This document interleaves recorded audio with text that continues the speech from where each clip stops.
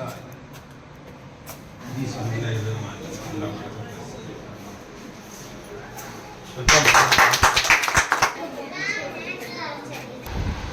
आप अपने कोचिंग का क्या नाम रखते हैं? अपनी कोचिंग का नाम मैंने रखा है स्टडी फॉर नॉलेज इंस्टीट्यूट। ये नाम बहुत सोच समझ के रखा है क्योंकि मार्केट में जो कोचिंग्स हैं वो सब अच्छा कराते हैं, लेकिन हमारे कोचिंग में क्या खास बात है, हम पैसिव लर्निंग नहीं कराते हैं, हम एक्टिव लर्निंग कराते हैं जहाँ पे हम बच्चों को इन्वॉल्व करते हैं लर्निंग प्रोसेस में। स्टडी फॉर नॉलेज हम है ना ज्ञान के लिए पढ़ाते हैं, उनको ज्ञान देने के लिए। ज्ञान तो कोई भी दे सकते हैं, ज्ञान हमको पढ़ाई के तरीके से, मतलब वो भी कुछ पढ़ाए हमें, हम भी कुछ पढ़ाएं। जो पढ़ाया है उन्हें वो हमें बताएं, हमें समझ आएगा उनको कितना समझ आए। तो स्टडी फॉर नॉलेज अभी क्या होता है, जैसे रोड लर्निंग प्रोसेस होती है। रोड लर्निंग क्या होती है, जैसे फॉर्मूला देके ये फॉर्मूला याद करो, एग्जामिनेशन में क्वेश्चन है ये लिख के आ जाओ, इस प्रोसेस को लगा दो, बस। सर बच्चे को सीखा नहीं, बस रट्टा मारना सीखा है। टाइमिंग क्या है? टाइमिंग कोचिंग की टाइमिंग है हमारी सुबह 7 से 8 11th की बैच है, 8 से 9 12th की बैच है, फिर 9:30 to 11 यूपीएससी एसएससी का रीडिंग क्लास है, और अभी 4 to 5 PM क्लास 10 वालों की क्लास है। फिर सीए और सीयूटी वालों की बैच दिसंबर में स्टार्ट करेंगे। ऑफलाइन ऑनलाइन दोनों की सुविधा है? अभी मुजफ्फरपुर के जो हैं उनके लिए सिर्फ ऑफलाइन ही है, जो ऑनलाइन है वो हम अभी इंडिया रीजन कवर नहीं कर रहे हैं। जो यूपी या इंडिया के हैं जो एनआरआई हैं उनको कवर करते हैं फिलहाल। कि आपकी इस कोचिंग में स्टडी फॉर नॉलेज में सिर्फ एक ही सब्जेक्ट मैथ पढ़ाना है और भी सब्जेक्ट का आगे फ्यूचर में टारगेट है? इस साल तो सिर्फ मैथमेटिक्स ही टारगेट है स्कूल करिकुलम के हिसाब से, और जो कॉम्पिटिशन वाले उनको मैथ्स एंड रीजनिंग, तो सीए वाले उनके लिए मैथ्स रीजनिंग एंड स्टैटिस्टिक्स हैं, और जो सीयूटी की तैयारी कर रहे हैं उनके लिए GK current affairs and maths and reasoning, जो सेक्शन 3 में हम वो चीज़ें कवर की जाएगी।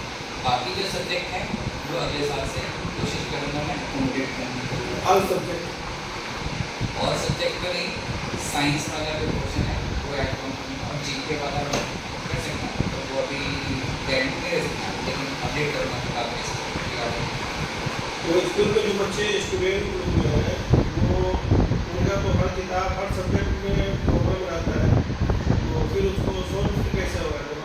पूरे सब्जेक्ट नहीं पढ़ाएंगे उसको मेंटेन नहीं करेंगे।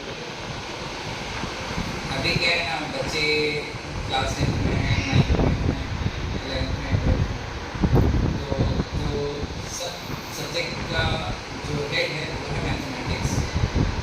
साइंस भी इम्पॉर्टेंट है, लेकिन वो कुछ हद तक रोल साइड हो जाता है जहाँ पे मैथ्स आता है। मैथ्स का रोल फिजिक्स में है, लेकिन फिजिक्स का रोल साइंस में कम है। तो मैथ्स अगर स्ट्रॉन्ग हो गया तो आपका जो भी रीजन इकोनॉमिक्स में जाए या साइंस में जाए, जिस स्ट्रीम में जाए, यहाँ तक कि आर्ट्स में भी जाए, वहाँ पे भी अगर आप आगे बढ़ने की कॉम्पिटिशन करते हैं तो वहाँ भी मैथ्स काम आएगा। तो मैथ्स की फाउंडेशन स्ट्रॉन्ग करने की कोशिश करें। अच्छा, एक इम्पोर्टेंट क्वेश्चन ये है, कोई स्टूडेंट आपके कोचिंग में ये क्वेश्चन करते कि सर हमको नहीं समझ में आया, आप उसको समझा रहे हैं तब भी बोला हमको नहीं समझ में आया, तो उसके लिए फिर क्या करें? आपके लिए क्या रास्ता है उनको समझाने के लिए? वो बार बार कह रहा है कि हमको नहीं समझ में आ रहा, आप उसको समझा जा रहे हैं, आधा घंटा 1 घंटा 2 घंटा हो गया और समझ नहीं, आप उसको समझा पा रहे हैं ना, वो आपकी बात समझ रहा है, मामला गोल मोड़ है। जैसे स्टूडेंट समझ नहीं आ रहा, हो सकता है वो किसी टेंशन में हो या कुछ हो या कुछ सोच रहा हो तो समझ नहीं आ रहा हो, या जिससे मैं समझाना चाह रहा हूँ वो समझ नहीं आ रहा, तो मैं बोलूँगा उसको आज इस टॉपिक को इंटरनेट देते हैं, कुछ नया पढ़ते हैं, उस टॉपिक को 1 हफ्ते बाद डिस्कस करेंगे। तो क्योंकि अभी मैंने उसको डिस्कस कर लिया 4 बार, तो उसके दिमाग में वो चीज़ अगले 1 हफ्ते तक घूमेगा, तो 1 हफ्ते बाद जब समझाऊँगा तो शायद उसको समझ आ जाएगा। आपका इस कोचिंग के ताल्लुक से आपने जो मेहनतें की है उस एतबार से आपको कितनी उम्मीद है कि हमारा कोचिंग कितना तक के लोग इसको फॉलो करेंगे या कितना कामयाब होगा बाकी? और आपने जितनी मेहनत की होगी उस मेहनत पर कितना आपको भरोसा है? मुझे अपनी मेहनत पे पूरा भरोसा है, अब कामयाबी देना ऊपर वाले का। मेरा जितना काम था वो मैं करूँगा, जैसे बच्चों को पढ़ाना मेरा काम है, मैं पढ़ा दूँगा। आज कराना मेरा काम नहीं है, आज उसको खुद ही बोर्ड के एग्ज़ाम में जाकर जो भी एग्ज़ाम हो लिखा खुद से लिखना पड़ेगा। तो जितनी मेरी जिम्मेदारी है वो मैं 100% निभाऊँगा। बाकी जो जिम्मेदारी है मतलब जैसे अब मेरा कोचिंग चलेगा नहीं चलेगा, कामयाबी मिलेगी नहीं मिलेगी, ये मेरे हाथ में नहीं है। मेरे हाथ में अच्छा पढ़ाना है, मेरे हाथ में उनको बच्चों को कुछ समझ नहीं आता वो समझाना है। आगे मैं कितना पढ़ूँगा वो ऊपर वाले के हाथ में छोड़ूँगा। स्टूडेंट के लिए कुछ वर्ड आपका है? स्टूडेंट के लिए सबसे इम्पोर्टेंट चीज़ ये है कैमरा कि जब हम पढ़ते हैं तो कोशिश कीजिए कि जो चीज़ कहने की कोशिश कर रहा है किताब वो समझने के लिए। अब वो समझेंगे कैसे? जैसे कोई टॉपिक दिया हुआ है, जैसे आज हमारे पास बहुत बच्चे हैं तो उनसे मैंने बहुत बेसिक से सवाल पूछा, what is a rational number? तो सबने बोला a number which is in the form of p by q, q not equal to 0, where p and q are integers. तो मैंने बोला बहुत अच्छा, वेरी गुड, लेकिन वो जवाब सिर्फ 50% ही करेक्ट है। तो वही अभी रैशनल नंबर का सिंपल डेफिनेशन में रटा हुआ तो वही बता दिया, लेकिन मैंने उनको बोला this is still 50% correct, you can add on. तो उन्होंने बोला जैसे हमें नहीं पता है, बुक में ये लिखा हुआ, हमें पढ़ाया ये क्या, वही चीज़ है। उससे थोड़ा सा आगे बढ़ना होता है। आगे कैसे बढ़ेंगे? जब तक जो टीचर पढ़ाए हैं, जब तक मतलब जो टीचर पढ़ाए उसके अलावा आप एक्सप्लोर नहीं करेंगे। तो जो टीचर ने बताया वही आपको पता है ना, लेकिन जो एक्चुअल क्या है वो आपको नहीं पता।